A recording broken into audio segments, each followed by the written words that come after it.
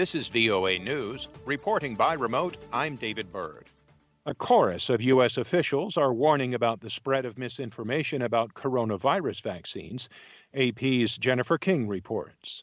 We're killing people. Departing the White House, President Joe Biden spoke to reporters about social media platforms' responsibility to curb the spread of misinformation contributing to vaccine hesitance. The only pandemic we have is among the unvaccinated. He echoed comments by CDC Director Dr. Rochelle Walensky. If you are not vaccinated, you remain at risk. White House Press Secretary Jen Psaki. This is really becoming a pandemic of the unvaccinated. Just 4 U.S. states with low vaccination rates made up 40% of new cases last week, and the rising numbers are being driven by large pockets of infection among more than 90 million Americans who have yet to get shots. Officials say cases of COVID-19 have tripled over the past 3 weeks and are expected to rise. Jennifer King, Washington. The Biden administration issued a blanket warning Friday to U.S. firms about the risks of doing business in Hong Kong as China continues to clamp down on political and economic freedoms in the territory.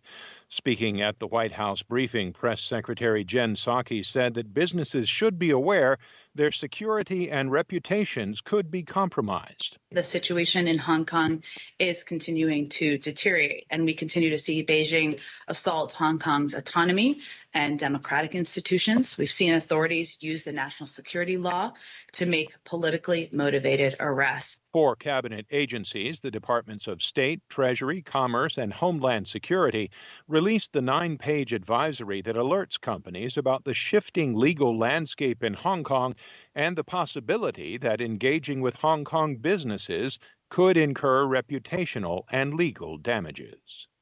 For more on these stories and the rest of the day's news, visit our website. This is VOA News. South African President Cyril Ramaphosa said on Friday those behind a week-long spree of violence and pillaging that has shocked South Africa sought a popular insurrection as the unrest death toll reached 212.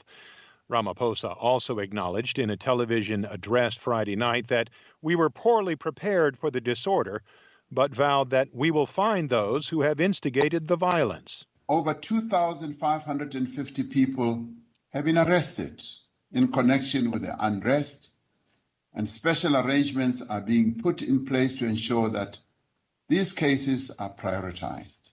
Looters ransacked shopping malls and warehouses in KwaZulu-Natal province and Johannesburg, stoking fears of shortages and inflicting a devastating blow to the already battered economy.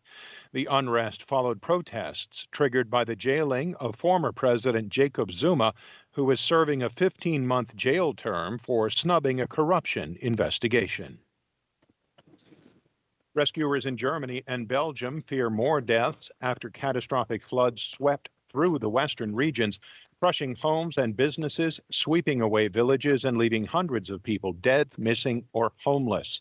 In Germany, at least 106 people have died, including 12 residents of a home for disabled people swept away by the rising waters.